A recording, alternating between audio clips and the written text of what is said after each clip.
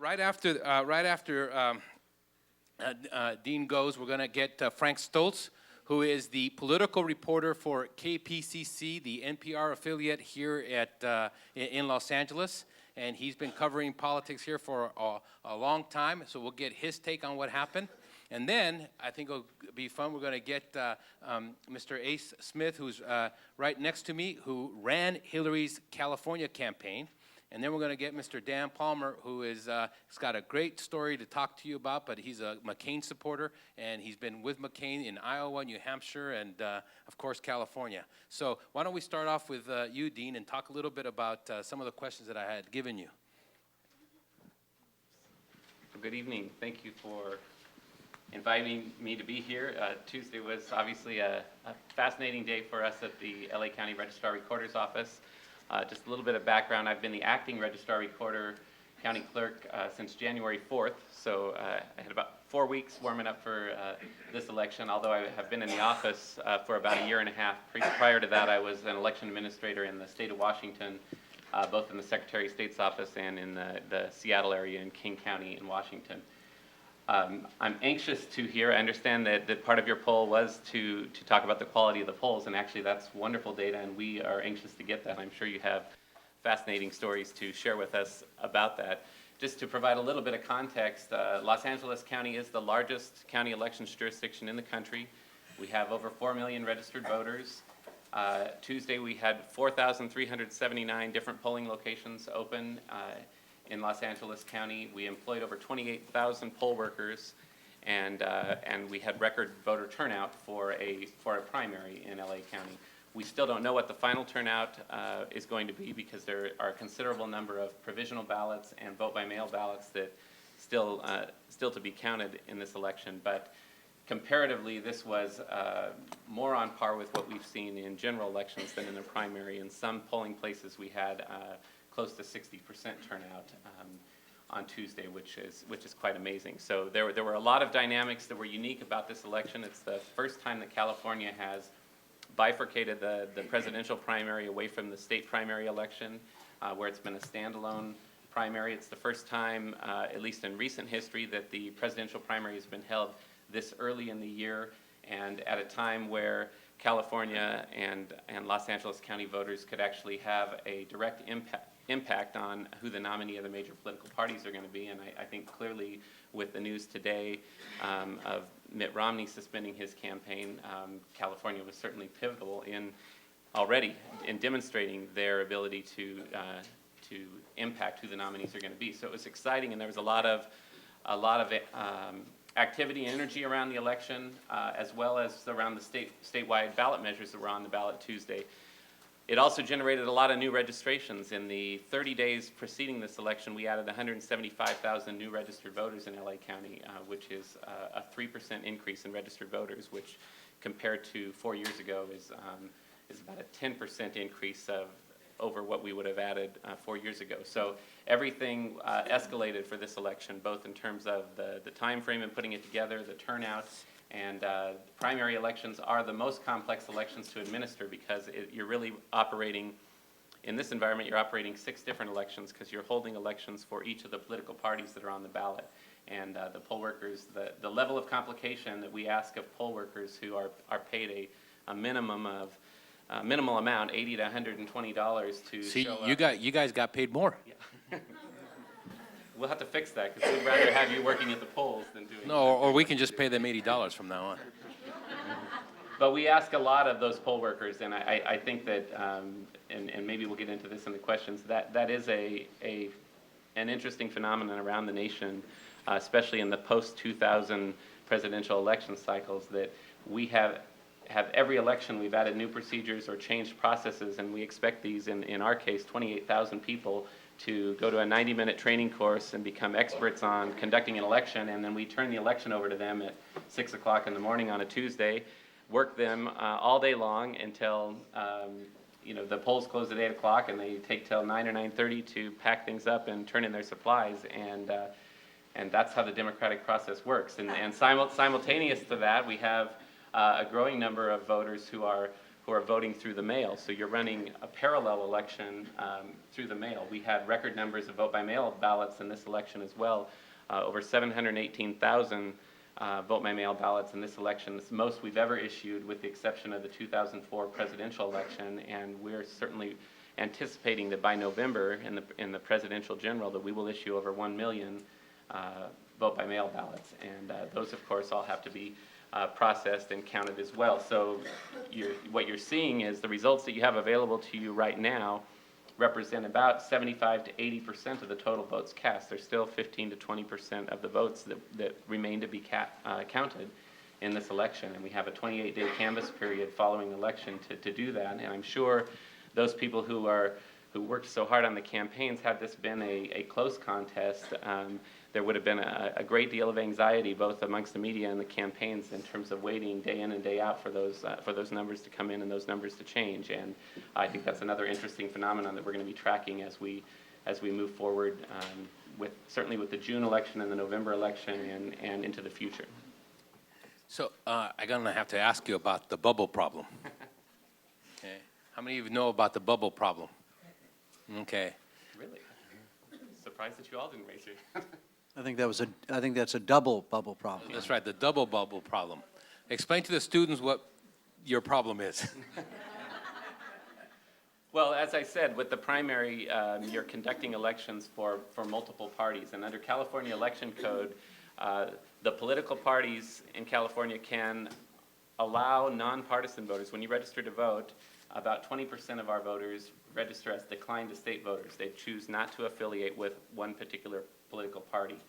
And so the political parties then have the authority to allow those voters to participate in their primary or not allow them to participate in their primary. And in this particular election, only two of the parties allowed for that, the Democratic Party and the American Independent Party, which meant that when those nonpartisan or declined to state voters appeared to vote on election day, they had to, they were, in most cases in LA, they were asked or they had to indicate that they had a desire to cross over and vote in, again, either the Democrat or the American Independent Party.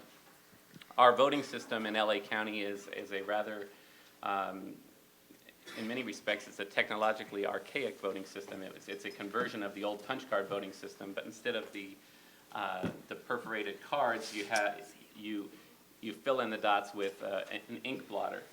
The names of the candidates do not appear on the face of the ballot. You put them into a vote recording device and you mark your choices. The way that system is set up for crossover voting requires that the voter first mark an indication of the party that they're crossing over for, and then go down and vote for their presidential choice. And there was a great deal of controversy about that system on Tuesday on whether or not the people who were voting those nonpartisan ballots understood the instruction that they had to first mark their party before they made their presidential choice, and whether or not there were a number of voters who voted for president whose ballot was not, or vote was not counted. Their ballot was counted regardless. What we know about that is there were approximately 189,000 voters, nonpartisan voters, who showed up to vote in LA County so far in the count. We know that about 50% of those people did fill in the extra bubble, as it's been deemed, and their votes for president obviously have been counted and are included in the count. What we don't know is, in that remaining 50%, how many of those people were truly voters who just wanted to vote nonpartisan. They didn't want to cross over. They just came to vote on the statewide measures and the nonpartisan issues, and those who missed the instruction and missed the bubble, and in this case, their vote for president, at least at this point, has not been counted. But isn't the easy solution just whoever did mark the presidential ones to count those? Because clearly their intent was to do that. Agree. The complication is that, as I said, you go to certain voting booths, and we have 6 political parties, and the response positions in those voting booths for the office of president Are all different. overlap. So if you don't mark that first bubble, and we're looking at that ballot card, we don't know, did you cross over to vote for a Democratic candidate, or did you cross over for an American Independent candidate? Who would cross over for the American Independent? Well, about 10% of the people who did mark the bubble did. No kidding. I find that hard to believe, man. Most people don't even know the American Independent Party?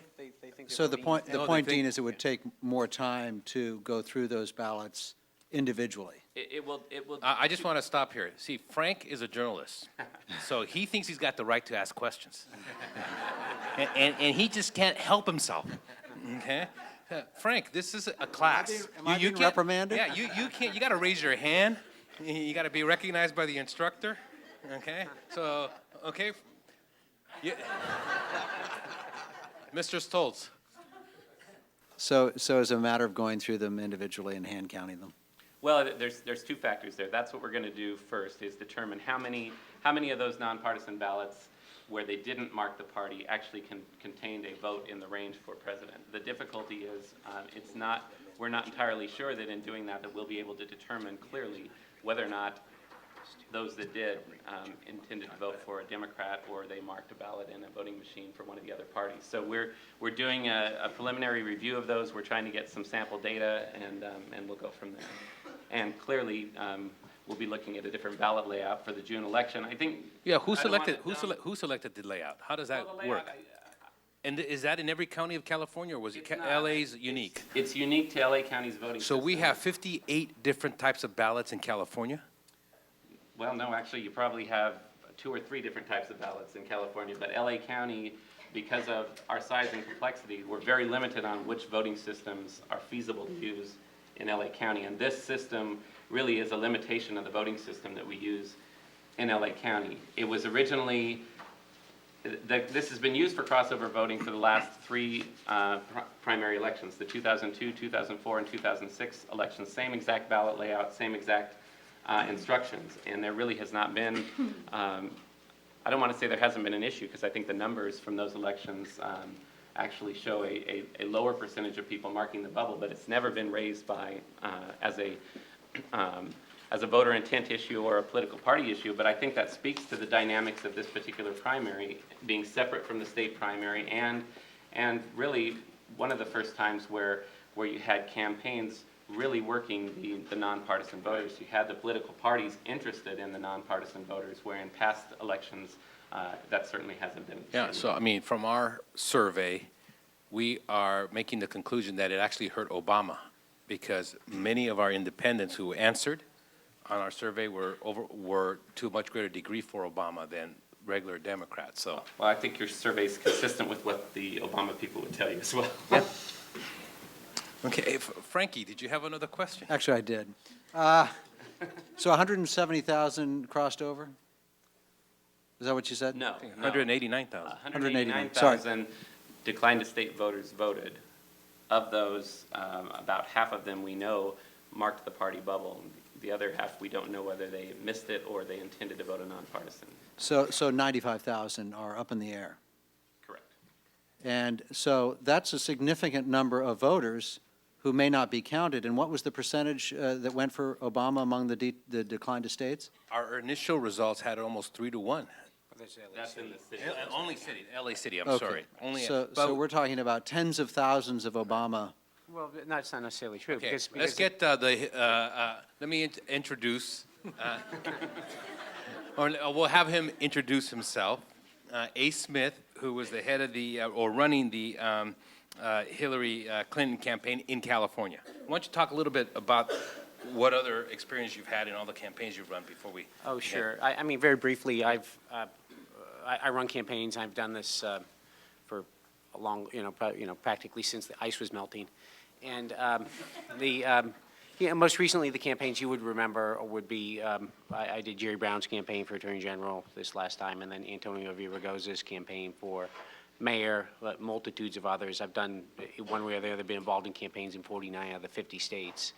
How about for president? Who did you, what other presidential candidates have you worked for? I worked for Howard Dean, and then I worked for Bill Clinton previously, but not actually as a consultant, not as actually running a state. So you were in charge in California I of ran the in California. nuts and bolts about how the campaign was going to unfold. The whole thing. whole 9 yards. Yeah.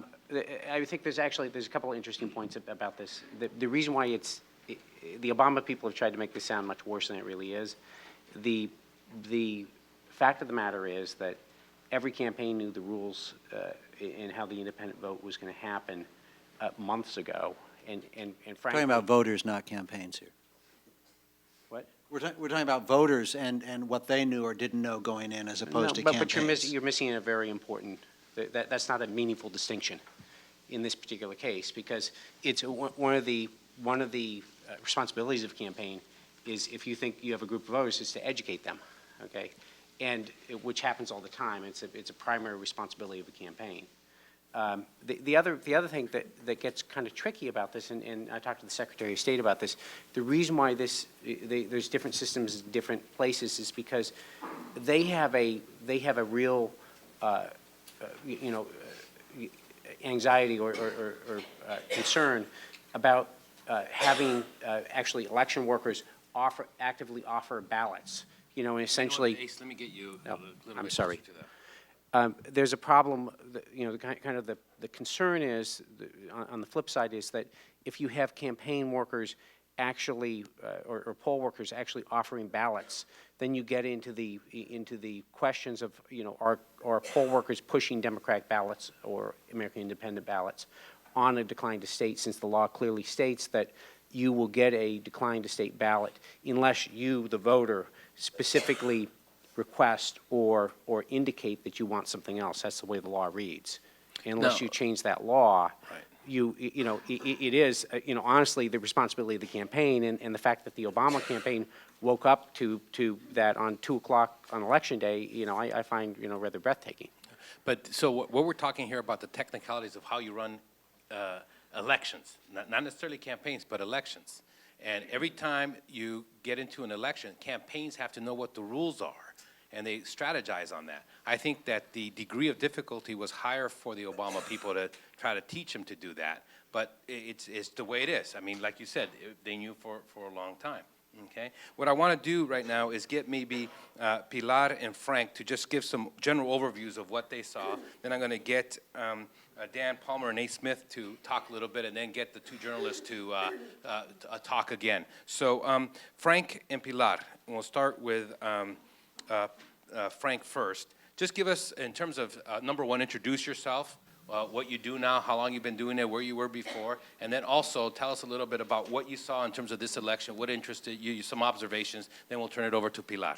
Okay, I'm Frank Stoltze. I work for KPCC, one of a couple of NPR stations in Los Angeles. Many of you skew a little younger in the demographics, so you may be listening to KCRW. We are KPCC 89.3 FM. You may click over a few notches and try us out. You might enjoy it. Particularly this group, which is interested in politics, and we do a lot of politics. Okay, enough of the commercial. All right. This is supposed to be you're supposed to be commercial free. I use Fernando and Ace and Dean are sources, so it's interesting to be on a panel with them. I mean, the most obvious thing is to say is how interesting it was that California, and specifically Los Angeles, was this key battleground in the final few days of the campaign. That's in part because Los Angeles is a huge media market. So if you hold an event in LA, it's being broadcast to a wide area. But it's also just on the Democratic side, it's Democratic, voter-rich area. But you saw in the last few days Bill Clinton here coming to the black churches, and you saw Oprah Winfrey and Caroline Kennedy coming to a UCLA rally. So what I found particularly interesting was how we really, in fact, turned out to be a very important region, not just a state, for particularly the Democrats. Were there any surprises from your perspective? Not necessarily. I think it is worth sort of exploring what you're calling sort of the working class vote, and why they may have broken toward Clinton. I might suggest that Clinton is a better known factor, and it's often thought that the working class doesn't have time to watch a lot of television, read a lot of newspapers, check out everything on the internet to learn about, other candidates. Ace is saying, are you serious? suggesting that the working class is less stupid? educated? Or I mean, these are 100%, information campaigns. I mean, I don't buy that. I mean, that's so far from. I'm not sure it's true either, but I've heard not just one political analyst suggest that idea. Liberal elite view. that has nothing to do with reality. A liberal, boy, that sounds like a Republican line. Well, well, maybe you know, it could be a working class Democrat line. But, so that's one reason. I don't know, do you have another idea? Well, we'll get to Ace in a little while. Yeah, But, I mean, certainly Clinton is a better-known factor. She No, has but long ties with it's not lots named of like- We'll different get to Ace in a second. populations. It has to do with message. And it's thought that Clinton was perceived to have talked about economic issues earlier and in more detail, and obviously economic issues are of great concern to the working class. Okay. Pilar, just some general observations. And of course, right before you got here, we went over some of the data and we showed that 67% of Latino Democrats voted for Clinton. And I mentioned to the students that there must be over 100 stories in the last 2 or 3 days written about the Latino vote and Clinton. And you wrote some of those. Yes. Okay. So introduce yourself, what you do, and give us your commercial about La Opinión. And go ahead. Well, my name is Pilar Marrero. I'm a senior political writer for La Opinión. I worked for La Opinión for many years, and I've covered, well, La Opinión, as you know, is a daily newspaper in Spanish, and we are part of a network of newspapers all across the country. I've been covering politics for a while, and we've been talking about the Latino vote is coming, you know, for a long time, and the giant is awakening, and soon, it will happen soon. And the most interesting thing about this election is that it actually did play a large role, and that we are seeing all these journalists now covering a story that we in La Opinión and many Latino media have been following for a long time. Personally, I think this has been the most fun campaign I've seen so far, the most interesting campaign, the most exciting to cover. For a very long time, campaigns were just very boring.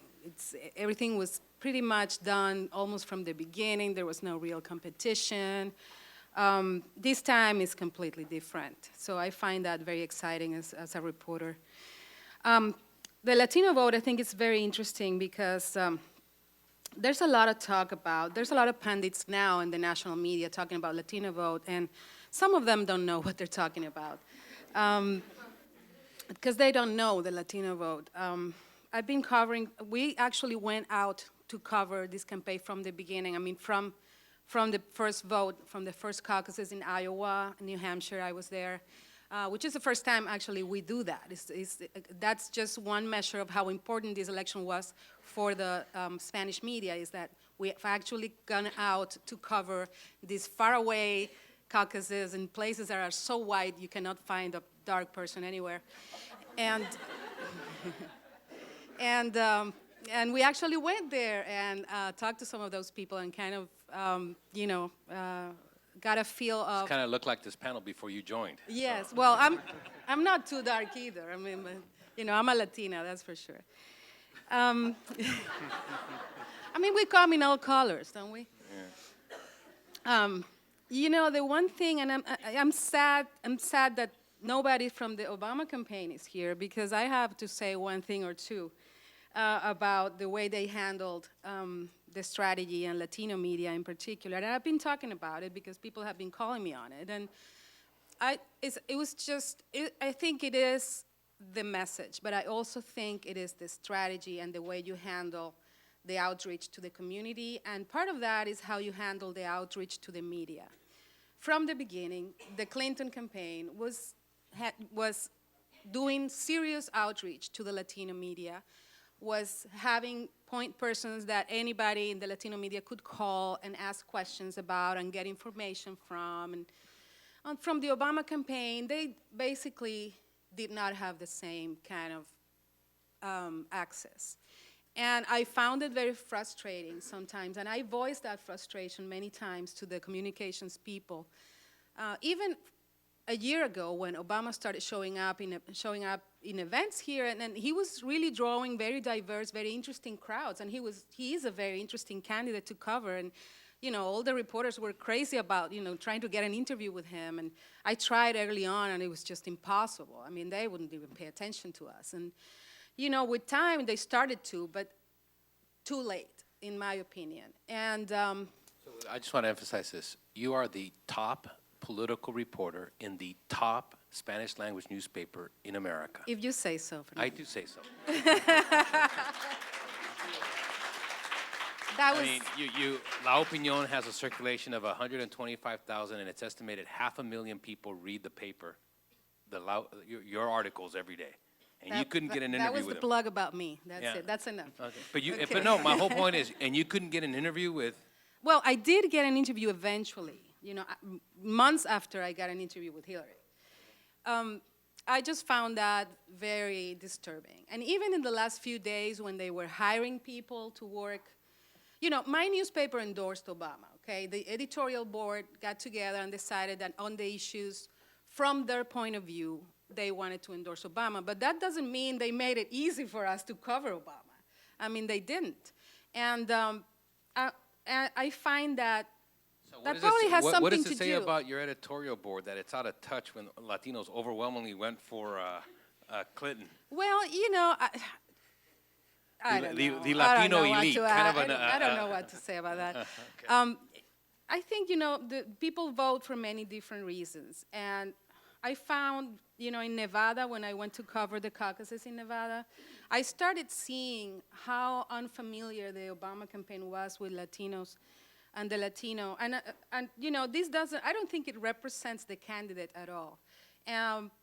They were very unfamiliar. They relied completely on the Culinary Workers Union to get the people out. And the Culinary Workers Union just endorsed Obama like 10 days before the election. And they just pushed people to the edge. They just basically knocked on people's doors day and night, telling them to vote for Obama. And I found so many Latinas come to me that day of the caucus really pissed off about it, saying, why are they, I mean, I come from Mexico. You're not allowed to use that word unless you're a Jesuit on campus, so. There are worse words I can use. Well, we'll have to make you an honorary Jesuit for today.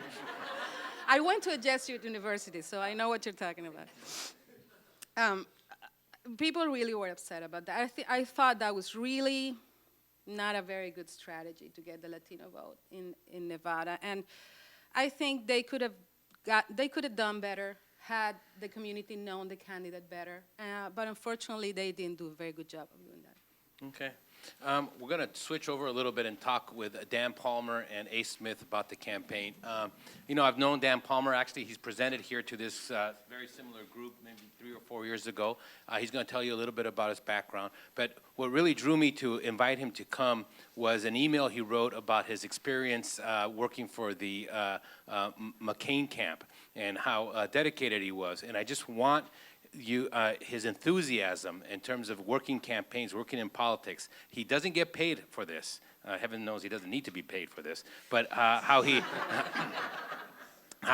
enjoyed this. So Dan, why don't you tell him a little bit about who you are, what you do on the business side, and then how you got involved with McCain and what you've been doing. Thank you. I'm another Jesuit product, actually, Loyola High School, then on to Georgetown, where I became, first exposed Hey, to and I have Greek to politics. I have to apologize that we didn't accept you at Loyola Marymount, but you were able to get into Georgetown. But welcome back. Thank you. Well, I'm humbled to be here. I'm probably the only amateur on the panel. I love politics. I think it really matters what government does, and I think it really matters when citizens get involved, they can really change the direction of government. And so I was inspired to become more involved. I own a business in the community. We develop large-scale mixed-use planned communities, transit-oriented developments, affordable housing developments. We also do, commercial development and so on and so forth. So that business is highly political anyway, because you have to interact with government so much. And as I started to look out across the political landscape, I became disheartened with what I saw on the Republican side, where we had a party that was pulling to a more partisan view. And I became involved in a donor group called the New Majority, which is about creating a fiscally conservative but socially inclusive big tent Republican Party. So that would be a Republican Party that would embrace a candidate like Theodore Roosevelt, who was a great environmentalist, at the same time believed in a strong national defense, made tremendous strides to benefit the worker, to try to clean up government in Tammany Hall and so on and so forth. Another example might be Arnold Schwarzenegger, who is a post-partisan Republican leader who is borrowing ideas from both sides of the aisle and certainly trying to draw on the talent from both sides of the aisle. So, but what does this new majority do? Well, it's a donor group. You raise money, We raise money. And the lots thought- of money. Well, we're actually the largest Republican PAC in the state of California. I serve as their vice chairman for the state. We have 320 members who donate $10,000 per year to the organization. But the average member probably contributes 3 to 4 times that. So that's, $10, $12 million per annum of money that's available to go into campaigns. So if we have campaigns every other year, you're talking about amassing fairly Okay, and I want to introduce you to our university fundraisers before you leave. So the group really believes that we can have a better society and better performance from government when we work to find unanimity of purpose and where we are less partisan in our approach. And so this presidential cycle rolls around, and there was an enormous field of candidates, 16, I think, between the two major parties. I'm trying to remember if did we have 9 on the Republican side? We had a lot. It was a long dais of all the people at the first debate. And as I looked at it, I really tried to come to some conclusions as to what I thought were the most important issues facing the country. And I felt, I was looking at this maybe 18 months ago, and I felt that national security was probably the single most troubling area for me. I felt that the entire American way of life, the freedoms of our society, our position in the world, and so on and so forth, was being challenged. And I think that it is going to be very important in this election to select a president who can protect America's interests throughout the globe. And so my personal underwriting was that I thought that of the Republican candidates that Senator John McCain was someone who had both the integrity but also the personal experience, having served in the armed forces, unfortunately locked up in a prisoner of war situation in Hanoi for 6 years. So he understands the sacrifice that we ask of young people if we commit troops abroad. And I felt that with his years of service on the Foreign Relations Committee in the United States Senate, he had demonstrated a deep personal knowledge of the individual people who the United States must interact with around the globe. And then I was impressed with his ability to work in a bipartisan fashion on some of the more pressing issues of the day. So, for example, campaign finance reform, which limits fundraising and has created a new paradigm, has limited considerably the amount of money that can be donated by any individual, which results in a much more broad group of participants in fundraising. And I think that's very healthy for the system, and that's an example of a bipartisan measure. He worked on the immigration issue with Senator Kennedy, and I think came up with a very practical approach. It did not get passed and has caused him trouble on the campaign trail with the far right wing of the party. But he is someone who has shown on multiple occasions a willingness to work beyond party line, and I think the United States is tired of a partisan political atmosphere. You gave him money. I raised, what did I do? First I gave him a ride to the airport, actually. Well, he was hitchhiking or what? He came to speak to our group at our invitation. This is before he declared. And then I gave him a ride to the airport, and we talked a little bit about your candidate, and we talked a little bit about who else might be in the field, and some of his experiences serving in the United States Senate. My judgment was that this was a man of a great deal of integrity. And so I said, if you're ever going to run, please let me know. I'd like to help. And the call came, and I started raising money for him. Okay, and then did you go to Iowa? I didn't go to Iowa. New Hampshire? I did go to New Hampshire. At this point, I'd raised money, and I'd had as a donor in the Republican Party, the experience is you write a check and you go to a large ballroom. The candidate walks in.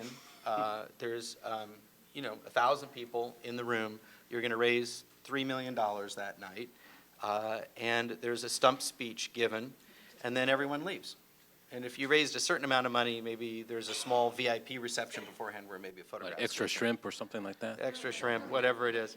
So, it's a very detached form of politics where you don't really have a direct personal contact. And I've been hearing for many, many years how different the experience is up in New Hampshire.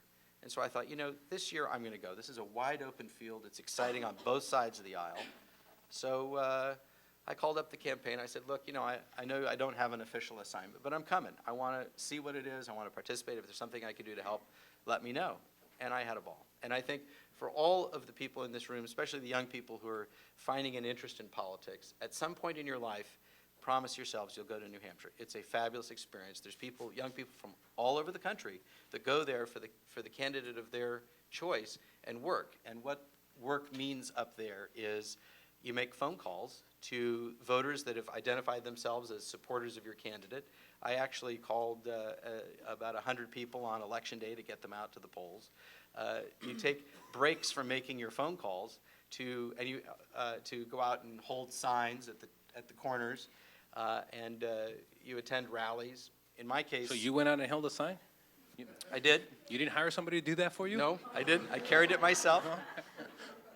And by the way, all those stories about how cold it is in New Hampshire, they are so true.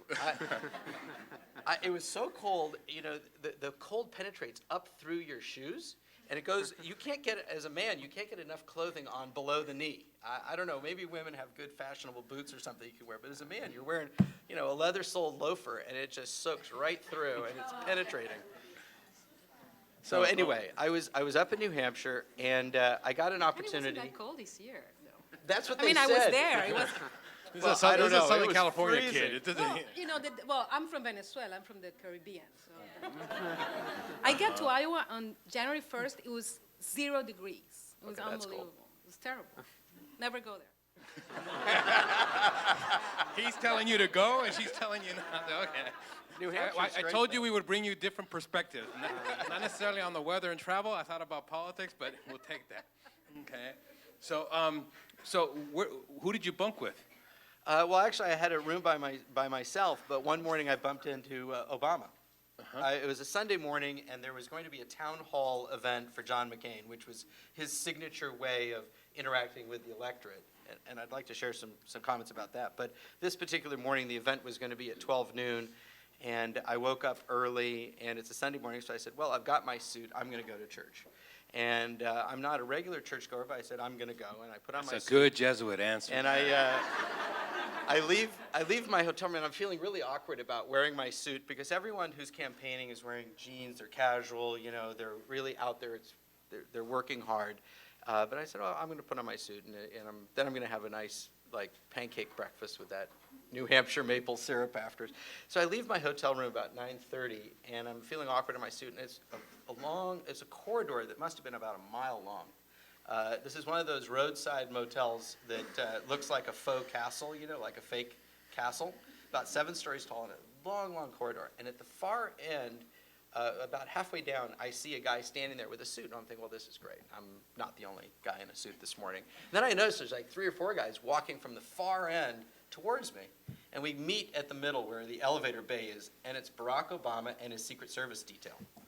It's amazing. So, when you go to New Hampshire, this is the kind of thing that happens all the time, all day long. You're bumping into the candidates, you're bumping into the top reporters who cover the campaign. Like Pilar.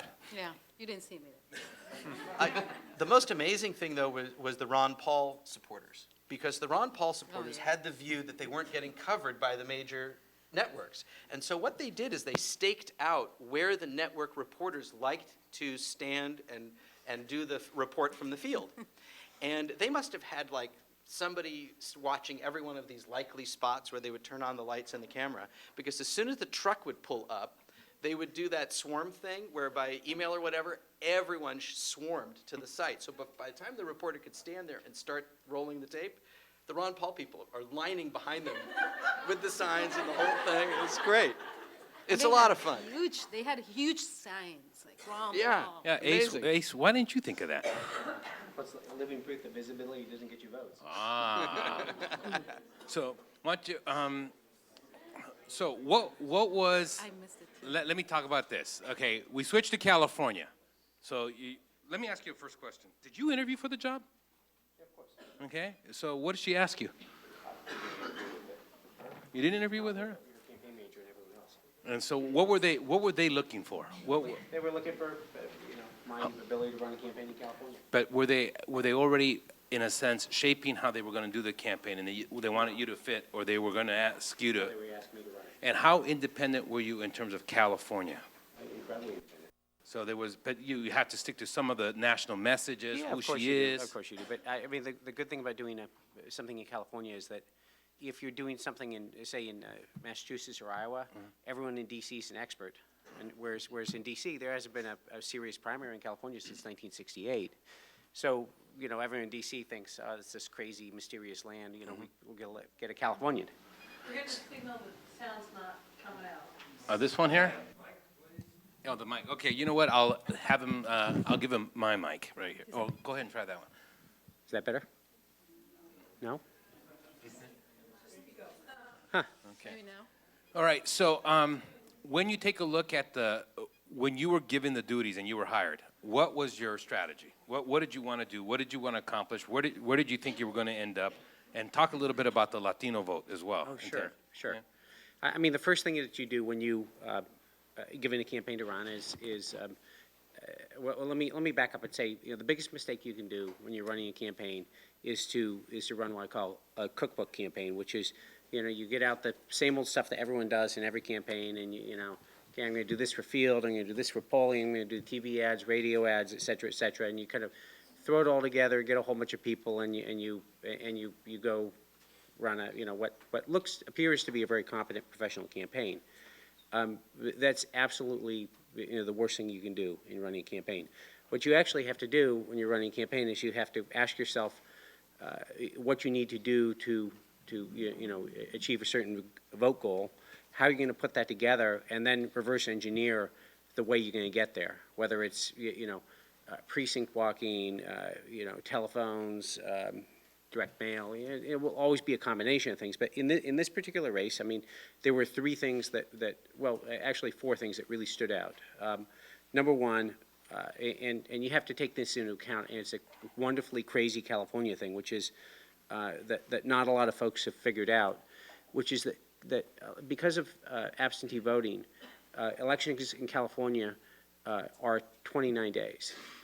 There, and what that means in very specific terms is the way you traditionally run a campaign, practically anywhere else in America, is you start from election day and you work backwards, and usually you kind of have just a steep curve of activity that goes like this.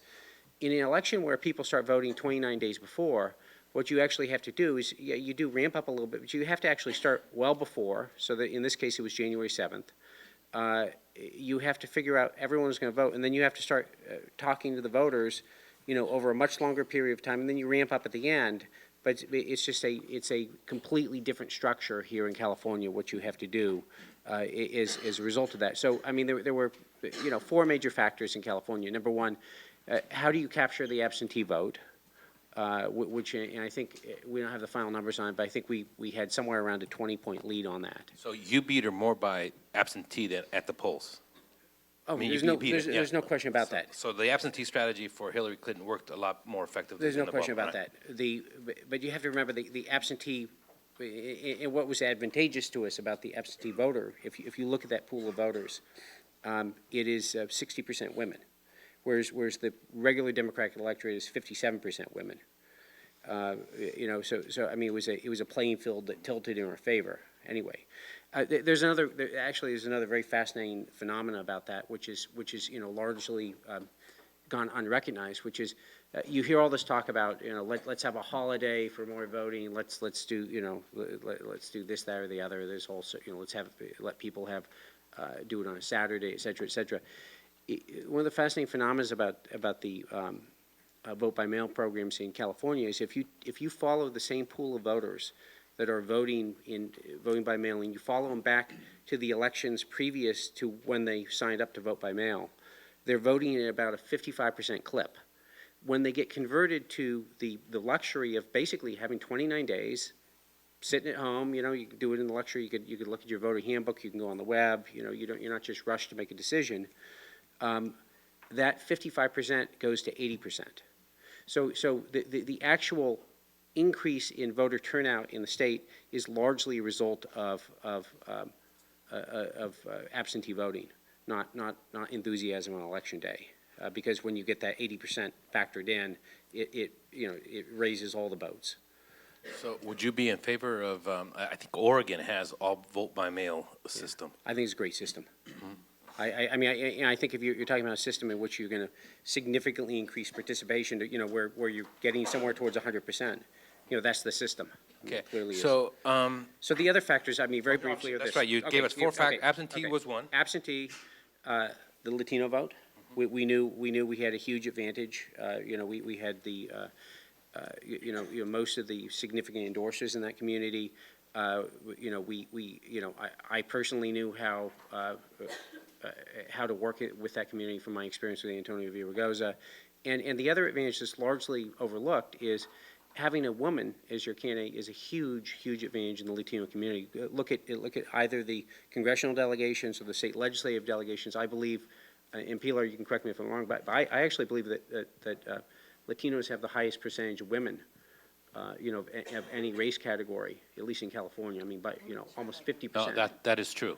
Yeah, Yeah. and Out of so, the 7 members of Congress, Latino members of Congress from California, 5 of them are women. Right. So 5 out of the 7. And And I then the believe state it's- legislature is close to 40%. yes. So that's a candidacy by a woman is a tremendous advantage, and I always say, despite a lot of stereotypes about the Latino community, I actually find one of the things that's overlooked by the mainstream press is that there's a deep, deep reverence for women in this community, and frankly, it's a much easier sell than in a lot of other communities. Then the other two factors are the Asian vote was a huge vote for us, and the most obvious of all was women. And then kind of in countervailing mode, we ran a very aggressive campaigns among young voters because and also among African American voters, and we didn't actually think we had a chance of winning the African American vote, but we believed that we could cut down the margin enough so that when we hit election day, it wouldn't be such an overwhelming disadvantage. And we actually Did you do it? yes, we absolutely did statewide. We did. So what was your target? What did you think? We thought we could get 35%. What did you get? And, well, let's see what the, In the front sheet that I What do we gave you say? guys, it's got the, and by the way, I don't think these, but you have to be very careful about these exit, I don't think these numbers are right. it may not count the absentees. so Well, that- and also I'll tell you the other thing, the African-American vote was not 7%. They have women at 54%, women are 57%. Someone didn't check their demographics on this national track against, and the truth is. Well, Loyola only did the city. We know that. We got. No, I know, I'm not talking about yours, I'm talking No, about. I know that. That's what I'm I'm talking saying. about this national track. I'm agreeing with you. It's not as well done as ours. It isn't. It clearly isn't. It clearly isn't. No, as a matter of fact, and the truth be told, you're not going to actually know what the real numbers are on these things until you take the voter list and you crunch it against a model. And and we had tremendous. As a matter of fact, we won the youth vote. Yeah, and because despite the. it doesn't make sense when you take a look at the total. You need it to be a little bit higher in some of those categories. When I quickly looked at it, Yeah. and you take a look at how much you won by, and you then take a look at the factors, it kind of doesn't add up. Yeah. You need a few more. So, but what was your target? You wanted to get 30. We were looking at getting 30. But you didn't. I think we were probably in the mid-20s. We'll find out eventually. No. I think we were. I'll bet you on that one. Okay. I'm not allowed to bid in front of the students, but, okay, here you go. How about lunch? Lunch, okay. I say, what's the bet first? Wait a minute. I say. If I win, No, we'll go to lunch. Okay. Yeah, if you win, I'll take you to the lair, and if That's exactly what I was going to say. and we're going to the Palm if I win. But no, what percent black did you? I don't. Mid 25? I think we were between 20 and 25. Okay, that's all right. Yeah, and like I say, you can't. These exit polls are what is this, plus or minus 4? Yeah. And the, No, What? I mean, what about the young vote? That was a strategy. well, the youth vote. I mean, what we did with the youth vote was I don't believe in conceding anything when I run campaign, and so we set up Hillary Clinton. I think we're the only state that did this. We had chapters on virtually every campus in the state. We had a lot of our volunteer campaign workers were students. We had high school students. We had college students, and between the President Clinton and the senator, I want to say they must have visited at least a dozen campuses all over the state of California. I mean, I'm just thinking off the top of my head, it was somewhere between maybe 9 and 12, I just think it's a case of there might have been kind of some widespread belief that because Obama's younger, et cetera, but the truth of the matter is with the Clintons is that if you allow them to make the sale, they will make the sale, and they did here in California. So, any disappointments? No, 10-point win. 10-point win. But going in, you were the favorite. It was yours to lose. Well, yeah, but Given, you had to wait in terms of what would happen. I'm going to ask you one or two more questions, then I'm going to let Frank and Pilar ask you a couple of questions, and then we're going to have the students ask the questions for the remaining hour. Okay, so you guys start thinking about what questions we're going to ask any of our panelists. Resources. Did you get all the resources you wanted from the campaign? you never do in a national campaign. Yeah. That goes without saying. So, but did you think you got your fair? Yeah, How important? we got enough resources to communicate our message. To me, obviously, I'm biased. California is the most important state, the largest electorate, et cetera, et cetera. Given the way California is going to give its delegates out, was there a strategy in terms of certain congressional Yeah, of course districts? there was. Because some congressional districts have higher delegates than others. So Well, did you focus on those? Yeah. Well, it's actually it's more arcane than that, which is you have congressional districts that have anywhere from 3 to 6 delegates, and I'd sit here for a half hour explaining the math on it, but the bottom line is to get advantageous splits.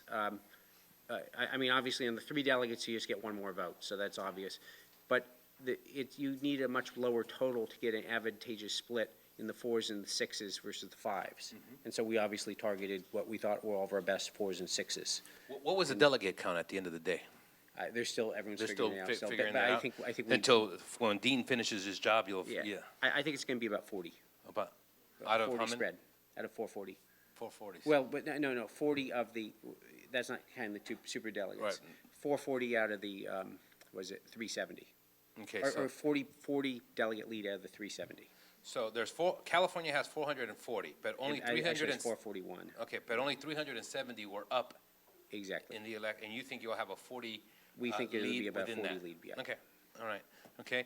Frank and Pilar, have you asked questions of Ace, Dan, and Dean in terms of any questions you have? And then we're going to turn it over to the students to ask some questions.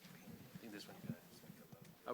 I have a question about Senator Clinton's position on immigration and driver's licenses. Sure.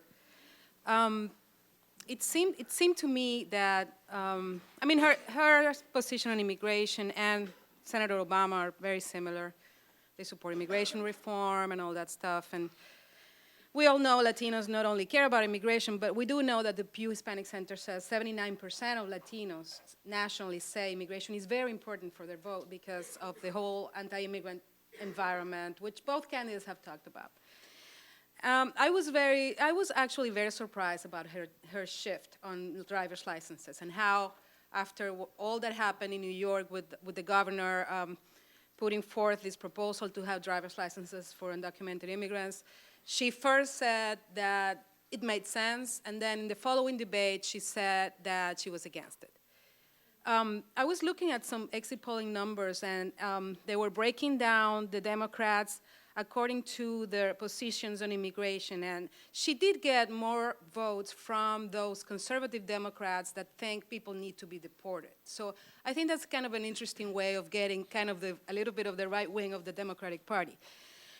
Is she playing it both ways? Is she playing for immigrants, and at the same time, is she playing the divisions between African Americans and Latinos? Also in the debate here in Los Angeles, she said, you know, oh, I was talking to this man in Atlanta, and he said Latinos take away his work in construction. I mean, she seemed to be playing with that division between Latinos and African Americans, and that was interesting coming from Senator Clinton, who's gone through the whole civil rights era and who has all this background, incredible background on race and all that. So. Pilar, you and I are going to have a honest, just difference of opinion on this. I don't think she would ever play that. As a matter of fact, I think one of the, great tragedies of the reporting on the Latino, black vote is the national media was trying to make an issue that I don't think really exists. As a matter of fact, if you look at any of the historic African American mayors in the United States, Harold Washington, David Dinkins, or you're looking at Antonio Villaraigosa, they all won in each case, and Tom Bradley.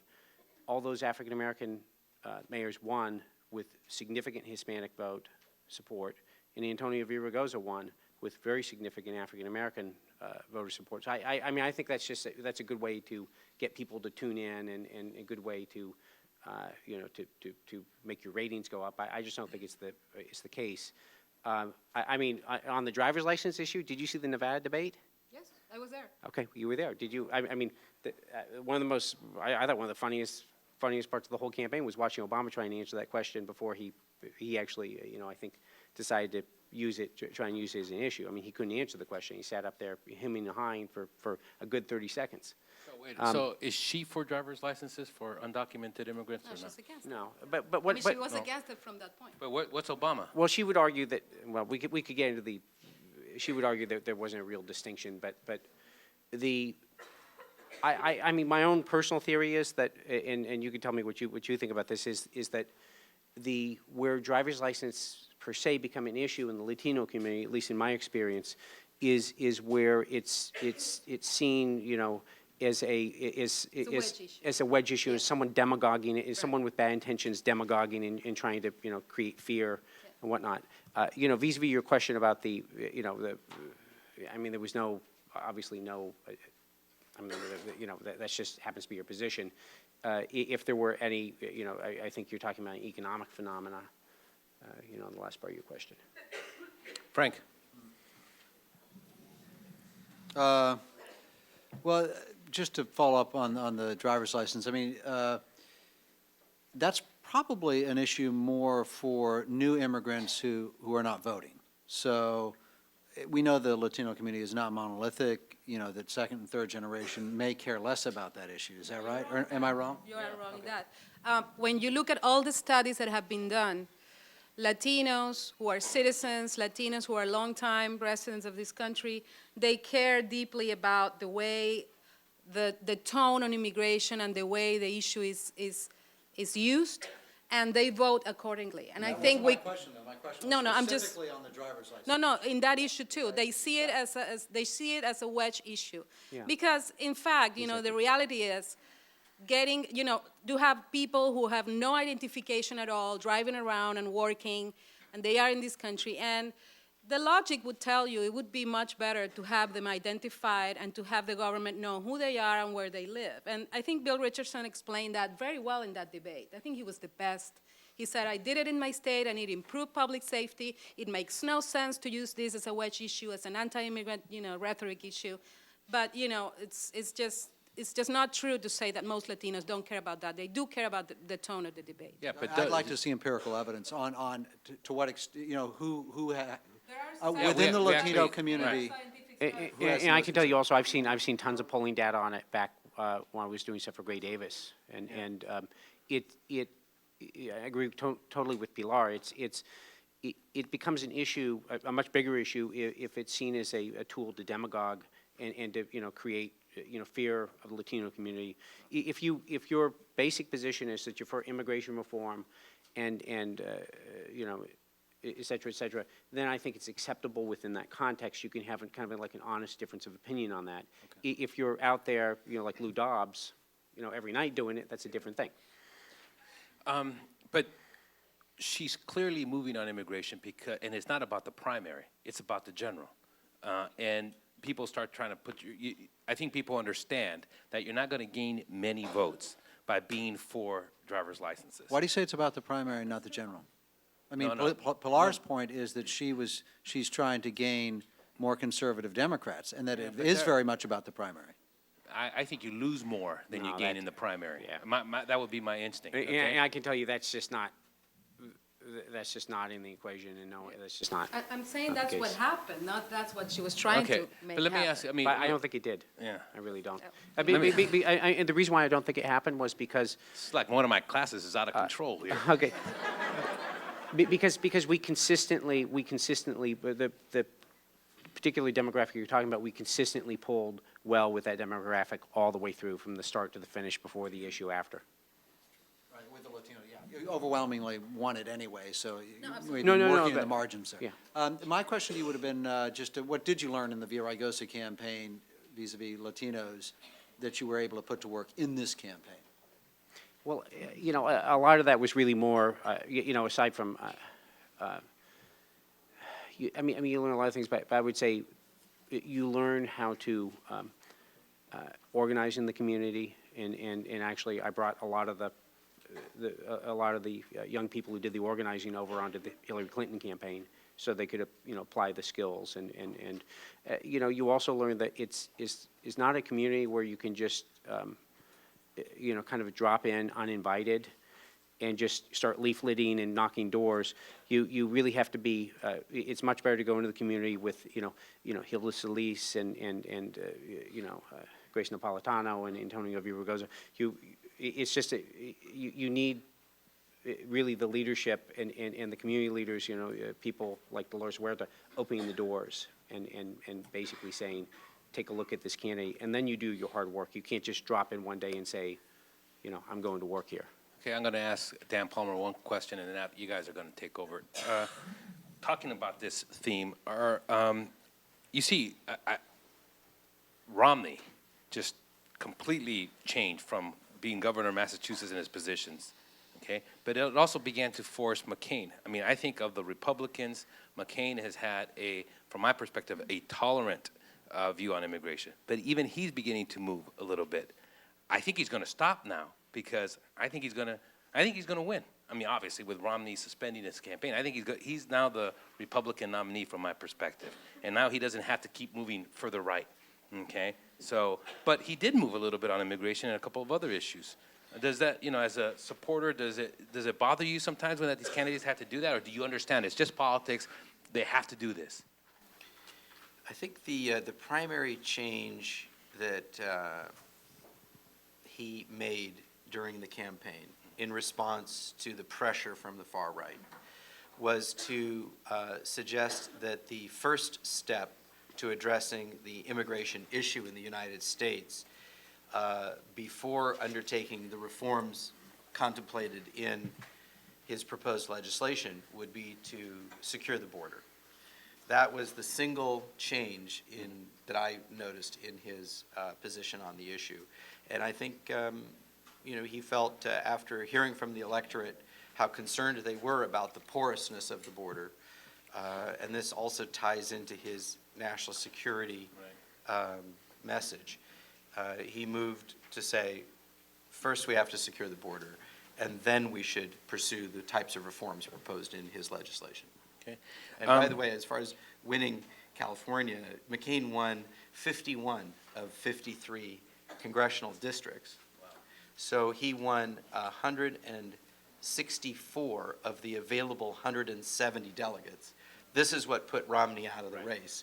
So California, this primary, I agree with you. we California made the difference there. we just participated in, had a tremendous impact, the desired impact, if you will, in moving our primary up. And that's despite the fact that the Republican Party, ill-advisedly, in my view, chose to close its primary and make it only for Republican registered voters to participate in. whereas the other campaigns were concerned that if it was opened in the way that the Democrat primary was, that candidates like Giuliani and McCain, who appeal to the independents, would enjoy a greater advantage. How ironic that they closed the primary, and yet it was a resounding victory. It was the most resounding on either side of the aisle. It was John McCain. Pilar? I wanted to say something about the Republican primary. I think the best thing that happened there was that all the candidates that played the hard line on immigration pretty much had to drop out. Yeah. First, starting with Tancredo, that one issue guy. Then Duncan Hunter, he was the guy who proposed that wall on the border. And now Romney, Romney is a pretty hardline. I mean, now he was a hardliner on immigration. Yeah. And I think the problem that they have is, McCain is good news in that sense for them, because it's going to allow them to fight a little bit for the Latino vote, which they couldn't have done with any other candidate. The problem is, if you listen to talk radio and if you listen to some of the hardliners on TV, like Glenn Beck and Lou Dobbs and all those, they are really, really tough on McCain. They're calling him Juan McCain, and they're saying, he's Juan McCain, and, he's for, Juan Amnesty or whatever they call him. It's really nasty, the things they're saying. And I don't think it's nasty to be called Juan. No, they mean it that way. Oh, okay. Obviously, they mean it as a something bad, Okay. He's for illegals. So I don't know what's going to happen there. Is, all those conservatives are going to stay home? It's a good question. That's a good question. Is it a good thing for Hillary that we know it's going to be McCain right now? I don't think it matters. Huh? No, I think it's, Okay. agnostic on that point. Okay. Can we ask who McCain, I suspect, I've talked to several of McCain's folks. I have an idea who they'd prefer to face in November. Do you have a sense of that? Whether they'd prefer, or you would prefer to face Clinton or Obama? I actually think there's a compelling argument irrespective of which one it is, and I don't have a preference. Frankly, as a fan of political theater, I'm really enjoying both sides of the aisle, but in particular the Democratic race. And I'm noticing how difficult it is for the Democrats this year, because they're faced with two really pioneering candidates. And I'm disturbed at the turn the race took when it went to South Carolina in that interval where there was a more divisive sort of debate going on, and I was pleased to see they got past that, because I thought that was just bad for the Democrat Party and bad for the country. But I'm fascinated by the race. At the end of the day, if it's Hillary Clinton, she is a partisan Democrat with limited appeal to independent voters historically. McCain is a candidate who seems to bridge over not just party, but frankly where people's positions are on issues. People actually gravitate to McCain almost by force of personality and character, not just the positions he takes on the issues. Whereas if he were to face Obama in November, I think I heard it best described by some pundit on television where he said, if Hillary was a stock, she trades in a narrow range. She has a high floor, never lower than 45, but probably a low ceiling, maybe not higher than 53. Barack Obama might, come as low as 40 or as high as 60. It's a higher variability in predicting where he would be. And I think if the country is faced with any sort of reminder of the international security situation, I think the electorate just says, okay, there's somebody who's clearly ready, and they shift. Okay, questions? Let's ask right here, Stephen, and then we'll go to Cornelius, and then we'll go back there.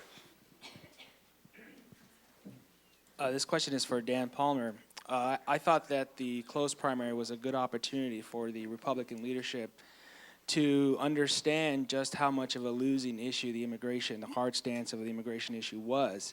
And it being a primary and it being in California with McCain winning, I'm wondering if McCain can finally get this sense of clarity on what Wall Street Journal calls the immigration issue, the fool's gold of politics, in which a lot of the local local elections kind of run on these anti-immigrant issues, but as a national and as a state issue, I hope that McCain and the Republicans can see that even in a primary, that message doesn't get through to the electorate, and hopefully that can. And I see that it has tempered the message of the Republican Party in the last 10 years, but I hope this is kind of like a turning point, especially with it being a primary. We can't blame that on independents coming over and voting for McCain. This is Republicans, hardcore Republicans, voting for McCain, and as you said, it was an overwhelming victory for McCain, despite the so-called, the CPAC out there who are booing McCain as he's doing his speech because of his immigration policy. They're a small, vocal minority with deep pockets, but when it comes down to it, the country and the state wants this issue solved in a humane way, which is his policy. And hopefully this gives him the momentum and confidence to move forward in that policy. Very well said. So Very the well question said. is he going to move? So the question is McCain going to move on immigration now that he's the nominee? I think McCain represents an opportunity to move the Republican Party in better alignment with the broader electorate. And I think this is just one of the issues where McCain represents that opportunity. And I think it's particularly threatening to the wing of the party that's most out of step with the broad electorate to see the party moving in a way which marginalizes their significance, for lack of a better term. Do you think age is going to play a role? Yeah, I think so. I mean, he'll be the oldest president ever, even older than Ronald Reagan. Yeah, I think it will play a role. I think people I shouldn't are say going even to- older than Ronald Reagan. I'm sorry about that. I think it really depends in part on whether the final Democratic nominee is Obama or whether it's Clinton. I think it could play a greater role with Obama, who seems to be bringing, I went up to New Hampshire, and I went to Obama rallies, I went to Clinton rallies, I went to McCain rallies, just to see what was happening. And the Obama rallies seemed to be bringing a lot of people into the room. They were just larger gatherings of people, and they were not the same people who you typically saw in other political contests. There was a lot of new voters coming into the room. What didn't happen in New Hampshire for the Obama campaign is they didn't convert those people to Obama voters. The Clinton campaign was extremely well organized on the ground in New Hampshire, knew who their voters were, and got them out to the polls. So there's a sort of an energy around Obama, at least early on, that was not getting brought into and retained into the campaign. But I think if he were the nominee, he'll have several months to perfect that, and could very well introduce a new generation of voters. Cornelius, and then we'll go back there. And then hand the mic 2 rows after you. But by the way, on the last point on age, McCain is 71 or 72. I was with him for 13 hours on the Monday before the primary. He ran me into the ground, okay? He has 26 years on me. And when I was in Arizona on Super Tuesday with the McCains, and he had his mother there, and she's 96. And she beat you too? He tells a funny story about her going to France and trying to rent a car to drive someplace, and they wouldn't rent it to her because she was too old, so she bought one. This lady is a great living testament to this man's personal energy level. It's unbelievable. Cornelius. This question is for Ace. As an Obama supporter, I was very shocked and kind of surprised to see that, the Congressional Black Caucus was split on endorsing him. Maxine Waters, Mervyn Dimely, they all endorsed Hillary. Can you give us your strategies, how you guys try to take away the African-American vote and African-American endorsements away from Obama? And my second question is for Pilar. Bill Richardson being Latino, he kind of reminded me of Cruz Bustamante. Can you... Oh, no, come on. Kind of. He didn't do as... All Latinos look the same? No. He just didn't do as well with the Latino electorate. He's way better than Cruz Bustamante. Okay. Go ahead and pass that back over there. Go ahead, Ace. I'm not so sure we took anything away from Obama in terms of, Maxine Waters, we had Ron Dellums. The Clintons have, decades-long relationships with everyone who supports them, I think, clearly Obama beat us in the African-American community, but there's still, a deep reservoir of goodwill there, and there will always be. Clinton was the first black president, right? Absolutely. I think Obama answered that question in one way. I want to answer your question. I don't think they're anything alike, Cruz Bustamante and Governor Richardson. We say jokingly that Governor Richardson was running for vice president, really. We should explain to students, Richardson is actually Mexican-American, even though he's got His second last name is Lopez, and he was actually born in Mexico City. No, I think he was No, born in actually, he was born in Pasadena and was raised in Mexico City. I'm sorry. His dad. Yeah, he couldn't have run for president if he was born in Mexico City. My mistake. No, I think Governor Richardson brought very important things to the campaign. Unfortunately, he dropped out too soon, and I think he dropped out to make space for Hillary Clinton. Personally, this is my point of view. Has he endorsed Hillary? No, he hasn't. But didn't Bill Clinton watch the Super Bowl with Richardson the other day? Yes, he did. I thought that was pretty interesting. Oh, is that why they got it? I have a question for Dean Logan. At our precinct, we had another Edison Matovsky also was doing exit polling there, and for the first 3 hours, he was actually inside the polling area, not the 25 feet away that we were supposed to be. So I was wondering if the polling people were taught about this rule or how they were trained during the 90 minutes, if they knew about this.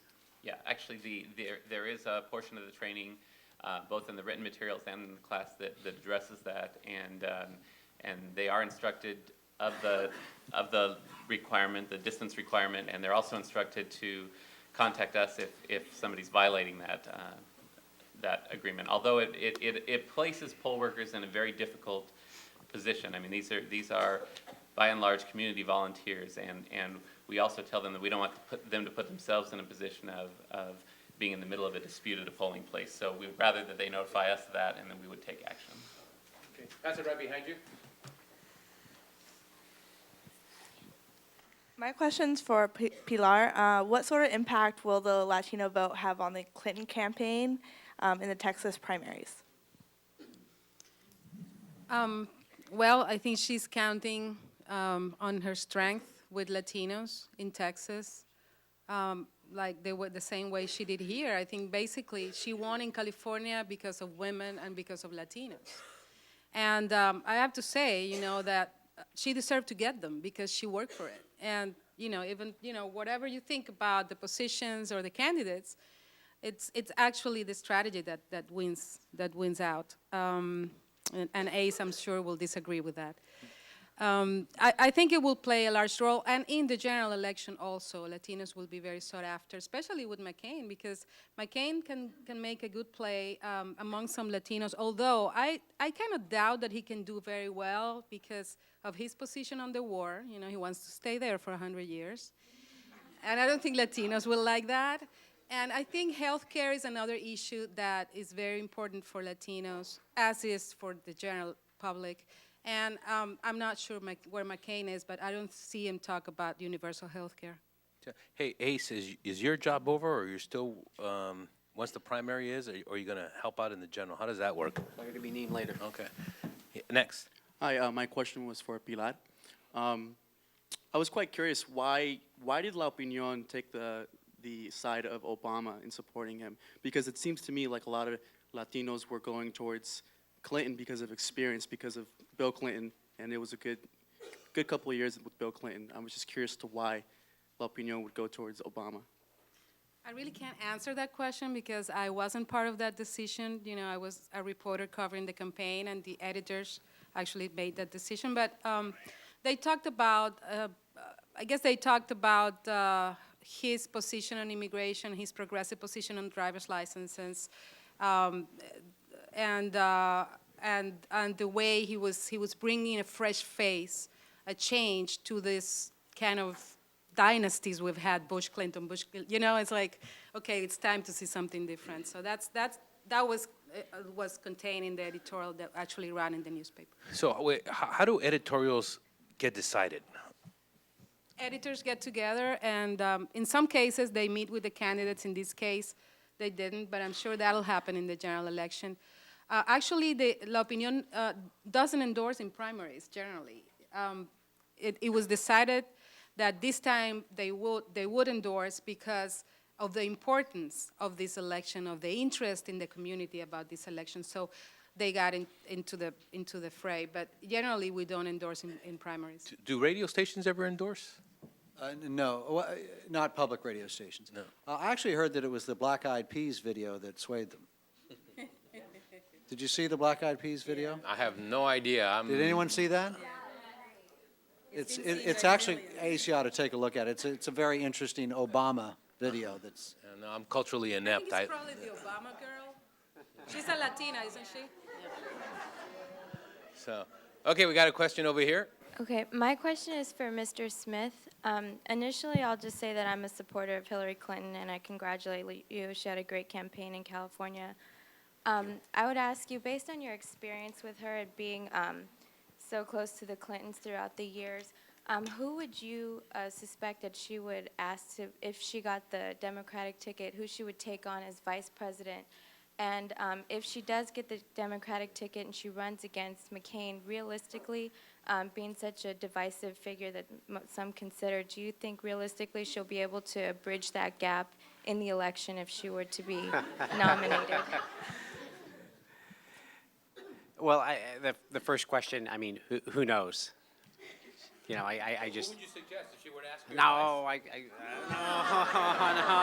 No. Oh, here, you give that answer. We ask that question all the time. It never gets answered. Me and Pilar would say Richardson, but you know. It would be Okay, let me phrase the question this way.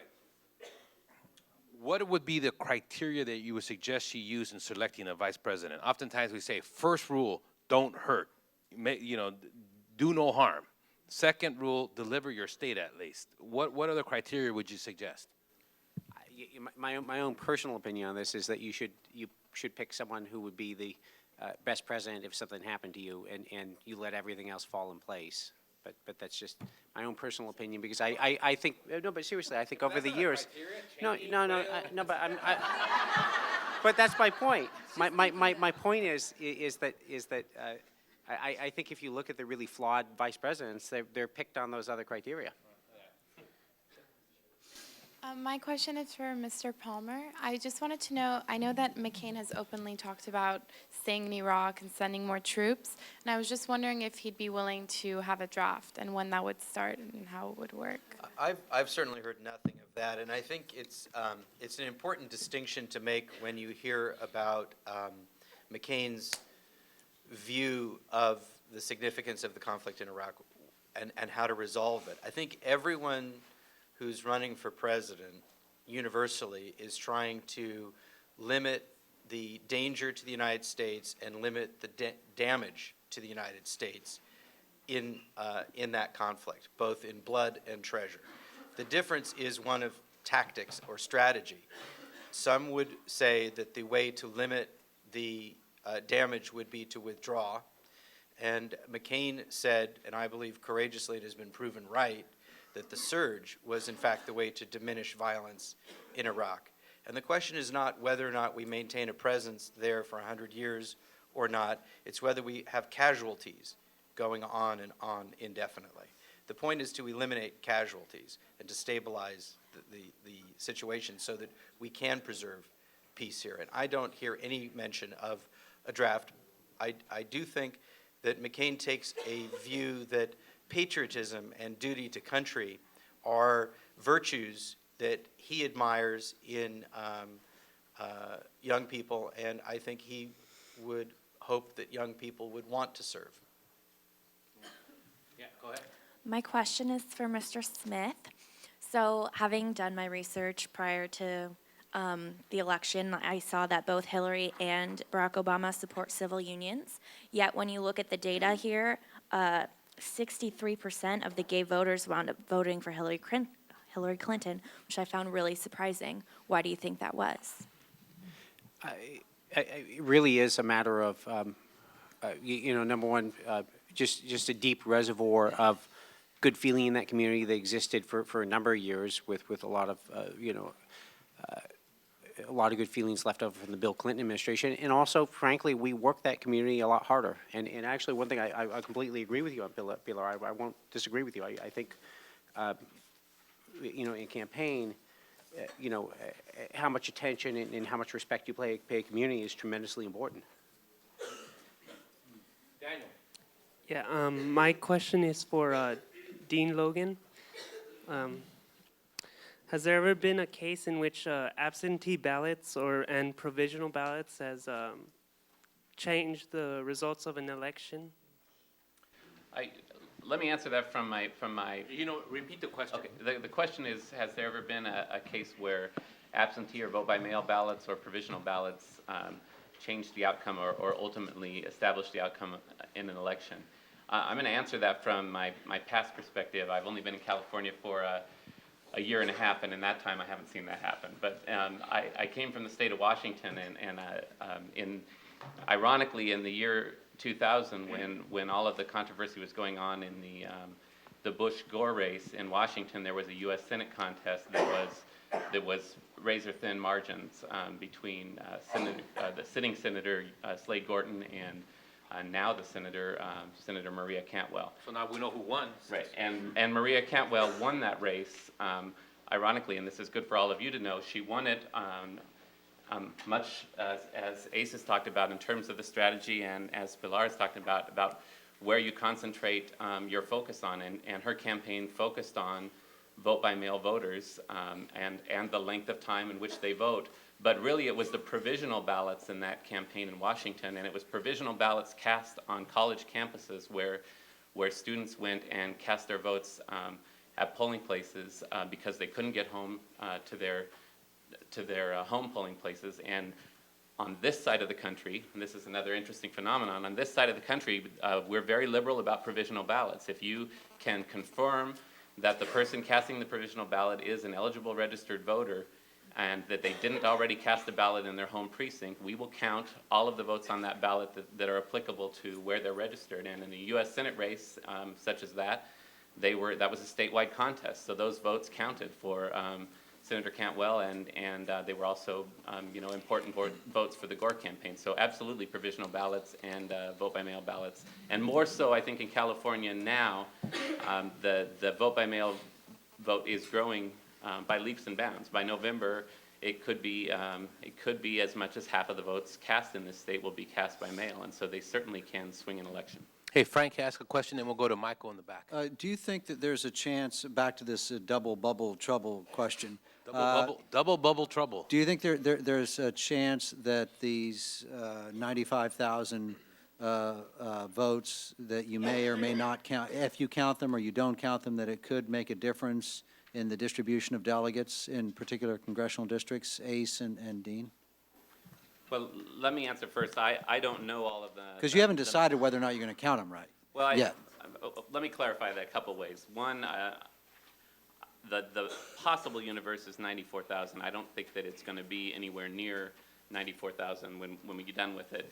And the issue isn't whether I decide to count them, it's whether or not we can clearly discern what the voter's intent was. And if we can, then we'll look to see if the law allows us to modify the canvas. And if it does, I will certainly take that action. But I think it remains to be seen whether or not we can make that determination. On the other issue, my preliminary look at the congressional district vote totals in LA County, there are very few of those that are of close margin between Senator Clinton and Senator Obama. Now, I say that with the caveat that I don't know these crazy mathematical equations that Ace referenced. It's a very complex process how the delegates are assigned. So I'll... Ace? I think it's a small enough number. It's not going to affect that.